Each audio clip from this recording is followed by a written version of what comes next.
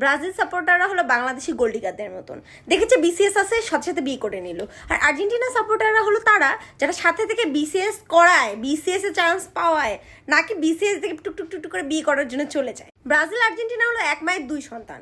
Argentina হলো বড় ভাই আর ব্রাজিল হচ্ছে ছোট ভাই। বড় ভাই সারা জীবন ভালো কিছু করে, সারা জীবন সবার জন্য করে যায়, অনেক অনেক অনেক ভালো ভালো অ্যাচিভমেন্ট করে, তো একটু 19 থেকে 20 হয়ে গেলে যা খুব খারাপ।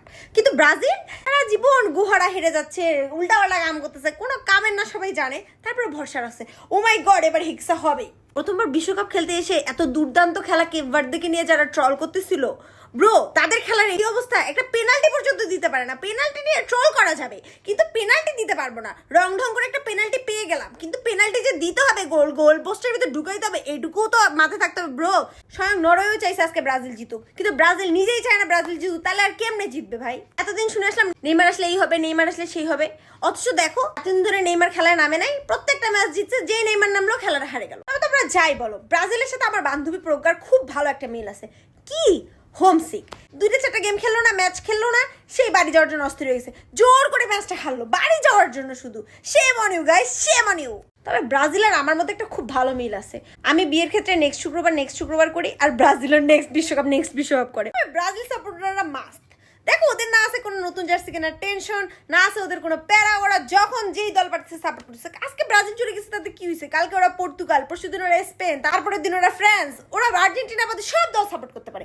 কিন্তু আর্জেন্টাইনদেরকে দেখেন, সবার খেলা এনজয় করে, but they remain always Argentine fan. যাই হোক, আমি ব্রাজিলিয়ান যেগুলা এই পক করে তাদের বিপক্ষে এগুলো কথা বলছি। I am never against Neymar.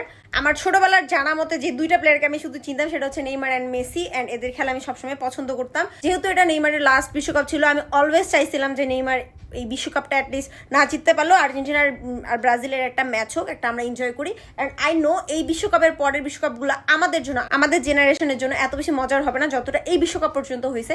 So আমি অবভিয়াসলি নেইমারের জন্য অনেক বেশি স্যাড, কারণ এটা একটা অপূর্ণতা। এই অপূর্ণতাটা আসলে শুধু ব্রাজিলিয়ান ফ্যানদের জন্য না, আমাদেরও জন্য, কারণ আমরা যারা খেলা এনজয় করি তাদের জন্য আসলে এটা ম্যাটার করে না যে ওরা হচ্ছে ব্রাজিলের একটা ফুটবলার। আমাদের কাছে ম্যাটার করে নেইমার হচ্ছে আমাদের ছোটবেলার পরিচিত সেই ফুটবলার।